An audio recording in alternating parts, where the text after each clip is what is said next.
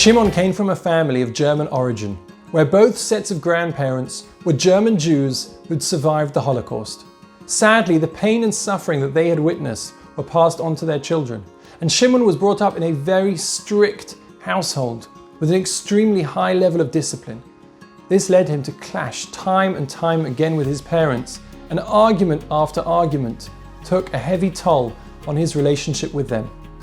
Finally, as a teenager, he decided to sever all ties with his parents and his siblings, and he left home. When he turned 18, he decided to enroll in the Israeli army.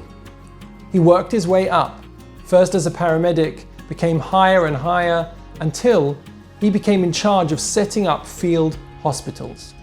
The Second Lebanon War broke out, and Shimon had a huge amount of responsibility. He was making life and death calls on a daily basis as injured soldiers were brought to his field hospital. One day, as he set up a new field hospital and was sent a new load of recruits, one of the nurses turned to him. He suddenly recognized her. It was his sister, who he hadn't seen for many, many years. Shimon related at a Shabbaton, speaking to Rabbi Y.Y. Rubenstein years later, that he doesn't know what happened, but his heart just melted. He looked at his sister and she looked at him, and they both hugged.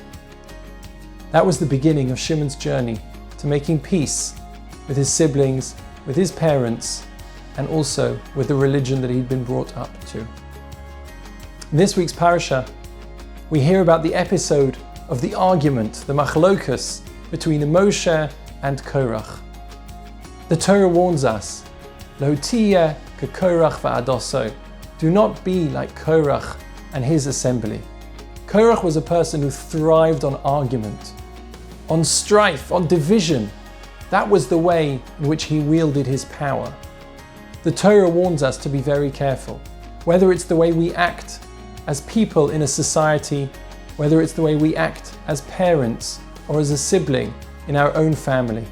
We have to be very careful to stay well away from argument, from machlokas, and the terrible consequences of it. Wishing you a happy, healthy, and peaceful Shabbat.